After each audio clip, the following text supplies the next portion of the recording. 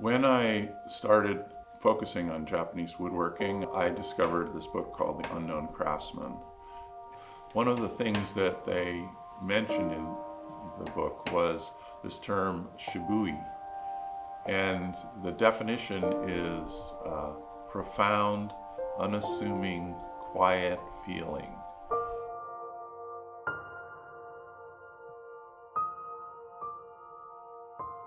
And that is, so hard to say what is that, but it is something.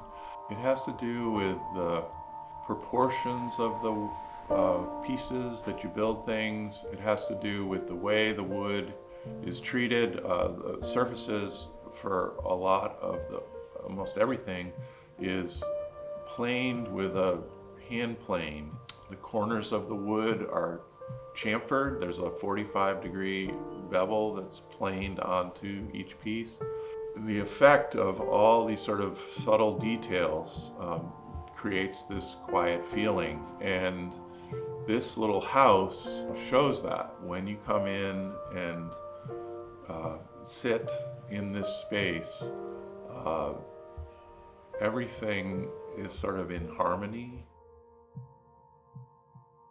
My name is Paul Tuller. I'm a woodworker, and I specialize in Japanese-style woodworking. When you're working with hand tools, the sound that they make as you use them gives you a lot of information. So I never would listen to music when I'm working on a project. I would have it as quiet as I could so I could hear how the tools are sounding as they cut. Started focusing on Japanese woodworking completely in about 1985. In 1987, I heard that the Brattleboro Museum was doing a lot of events focused on Japan. And the big final event was going to be erecting a Japanese timber frame and a New England timber frame that had been built by two separate crews on the same day. They had brought over two Japanese carpenters, and there was an American who had studied in Japan who was sort of the translator and also working on the Japanese frame. They were here for just 30 days, and during that time I went over and found out where they were working, and I spent a day with them watching them cutting the timber frame, and they were just working so hard. On the day of the raising, I went over to help, and I could read the Japanese characters that all the pieces were labeled. They mark everything out on a grid, and they use a letter and a number, and I could read those letters and numbers so I could help sort out the pieces. And so I helped organize the parts and lift pieces on the day of the raising.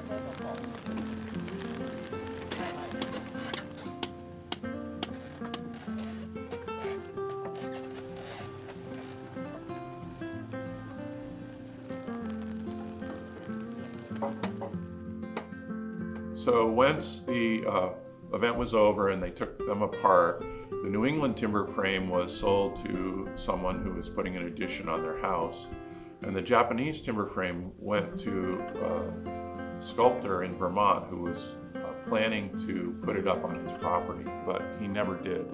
17 years later, in 2004, out of the blue, I got a call from the farm school in Athol, Mass, and they said they had all the parts for the Japanese house and they were going to sell them at their auction. And so I decided to go down and take a look.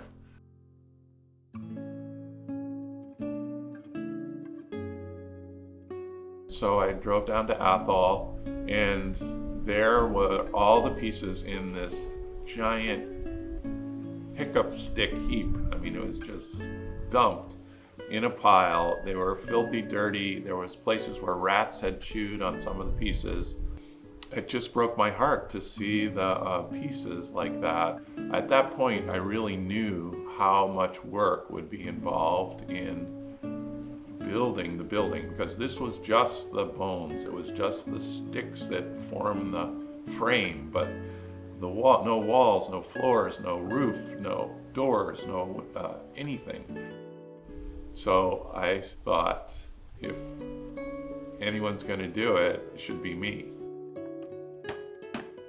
So we loaded up all the pieces onto a trailer and a truck, and we brought them back to Dublin to my barn.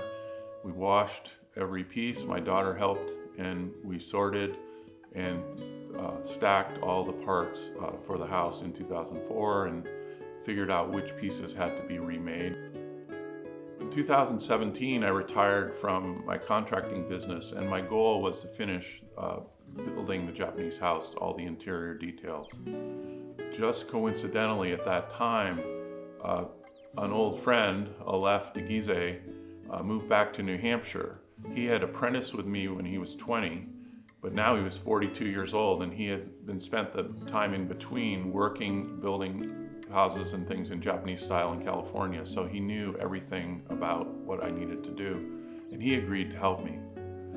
So for the next 3 years, we worked in the summer and fall, and a day here and a day there, and worked to finish all the interior shoji and add on the porch and the entry roof, build the tokonoma, and all the specialized details to finish.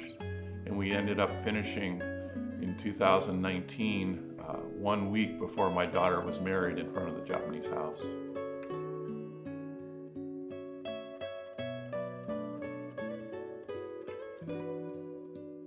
A lot of people think Japanese house, they think tea house, which is not what this is. A tea house is specially made just for ceremonial serving of tea, but this is a house that's just meant to live in. The lower level where you enter usually has a stone or earth floor, and that's where you would do cooking and store clothing, dishes, and food.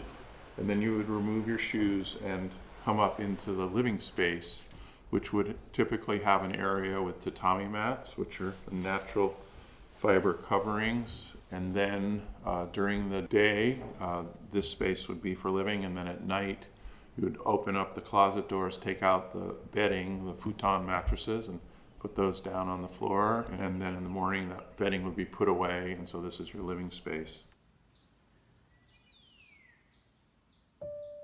Every morning,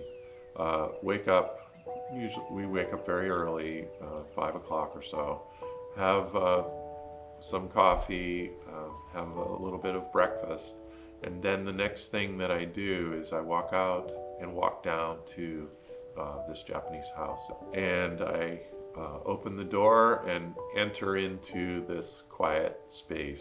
I sit at the table and I take a stick of incense. There are these little sticks that are about 5 inches long, and they take about 20 to 25 minutes to burn. In the Japanese house, there's also a little shrine that's called a kamidana. It comes from the Shinto religion, and it's a little structure which is meant to be a place where you would say a prayer for your ancestors. It sits on a high spot in the room. It's not supposed to be at eye level, it's supposed to be up high. This is the first thing I do after I light the incense, is look up at that.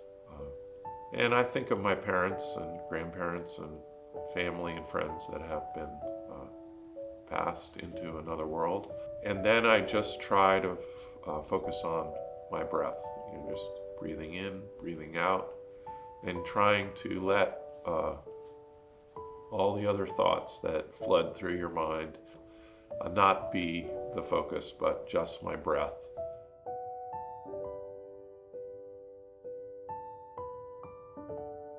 Incense smoke rising, perfuming the silent air, a prayer for all.